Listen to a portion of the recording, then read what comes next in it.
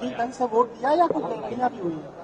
नहीं, एक रिहर्सल है और रिहर्सल में अभ्यास में सब चीजें आती हैं सामने। धीरे धीरे सब लोग ठीक कर रहे हैं और सब नेता हैं, चुनाव लड़ते लड़ाते वोट डालते यहाँ तक आए हैं। लेकिन एक संगठन की व्यवस्था है और विधानमंडल ने हमारी पार्टी के एनडीए के पहल की है, तो उसके पीछे यही प्रयास रहता है कि लोग अपना मतदान करें, कोई वोट कैंसिल ना हो। लेकिन जो रिहर्सल हुआ उसमें सारे हमारे लिए थे। राजा भैया से मिलने गए थे आप अध्यक्ष जी, और सब लोग हमारे साथ हैं और भारतीय जनता पार्टी ने विधानमंडल के सदस्यों से बातचीत करके पूरा होमवर्क करके और जो संख्या है विधानसभा की उसका अंकगणित भाजपा के पक्ष में है। अभी 8 प्रत्याशी चुनाव जीतेंगे। हमारे 8 प्रत्याशी चुनाव बड़े अंतर से जीते।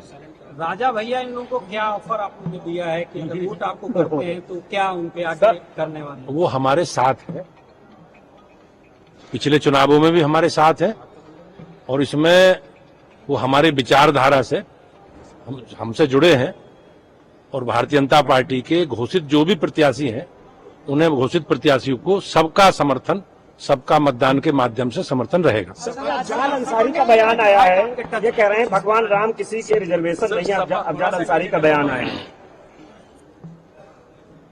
अब जब भगवान श्री रामलला टेंट में विराजमान थे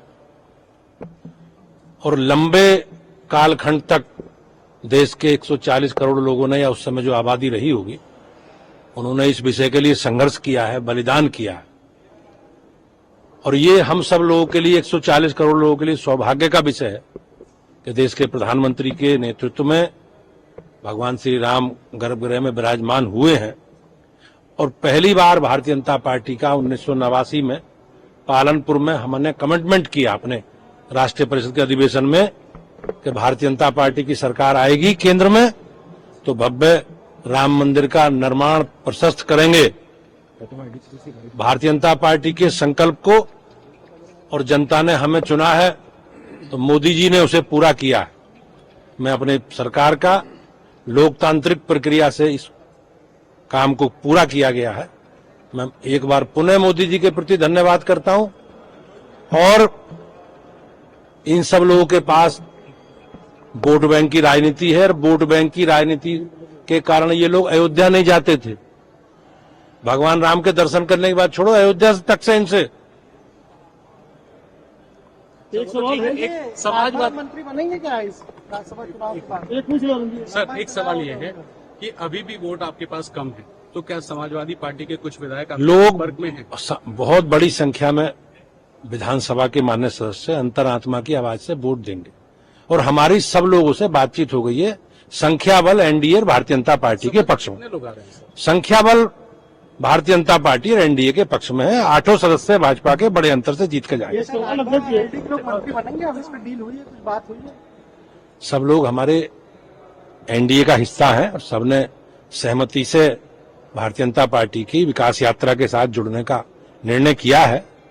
आज पूरा देश मोदी में है और सब लोग मोदी जी के साथ। Thank you sir, thank you. एक सवाल है, हाईकोर्ट ने मुस्लिम पक्ष की याचिका को खारिज कर दिया और साथ में उस समय की तत्कालीन सरकार के आदेश पर भी सवाल खड़े किए। हम सबको देश की न्यायपालिका में विश्वास है, धैर्य रखना चाहिए। माननीय न्यायालय का जो भी आदेश है हम सबको मिलकर उसका पालन करना चाहिए।